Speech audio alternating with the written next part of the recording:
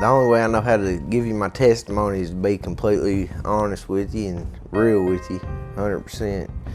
And it started April 7th, 1988. That's when I was born. And I was born in Clark County, Kentucky. And my parents was divorced. I was raised up in a divorced home, separated home. And the result of that was because my dad was an alcoholic. And I struggled with seeing him suffer with alcoholism and fighting with my mother and stuff all my life. My papa, he also was an alcoholic, and I lost both of them. I lost my papa when I was about 10, and my family suffered a lot through that. So after my papa passed away, you know, it was rough on my family and everything, but my mother, she raised me up in church. I was raised up in church, and she was a God-fearing mother.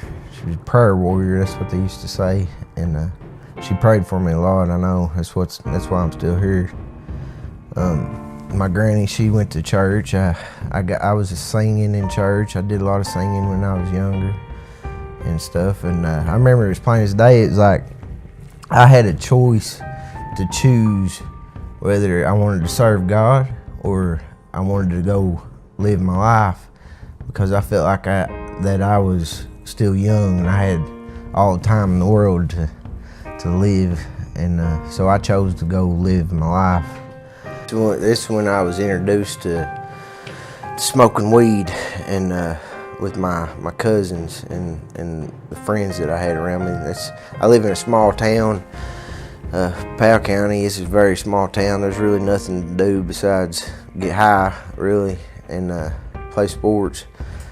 And that's when I got introduced to weed, and my first love that I fell in love with was painkillers. And it was I did it, and it made me feel, I got this overwhelming feeling of like I had courage, and it was just this false self courage that I had with talking to females and stuff. It made me feel like that I could just be, I was gonna say Ricky Suave. Yeah. So after I was introduced to painkillers, that's when I felt the need to have another one and another one. It made me feel better. I wasn't happy with the way that I felt in myself, and before you know it, I was lying and cheating and stealing off my parents, and I was whatever it took to get that other fix to make me feel better, because there's something in me that I didn't want to look at, I guess. All throughout the madness, I did get married, and I had a son. It was the joy of my life. But throughout all that, you know, I ended up getting a divorce with my ex-wife, and my son is now 9 years old, which at the time of when I took off running from Hickory Hill, he was about 7 years old.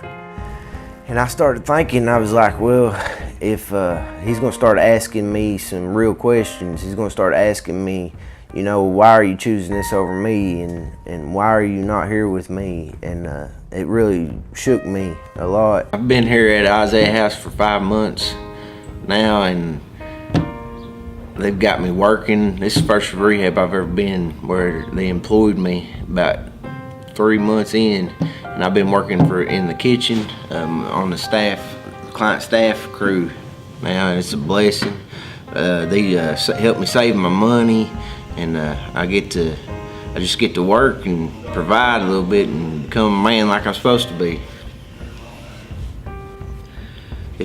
For a newcomer coming in, I would first of all tell them that they need to sit still and take it easy, and just take it one day at a time and not get overwhelmed with the future. Also, I would tell them to, if they believe in God, to pray and pray for His will in their life, and to seek Him first is what I'd say to them. And also, I would tell them that they are in the right place. There's a lot of brothers here that relate to them and have the same suffering and pain that can relate to them. That's what I tell them.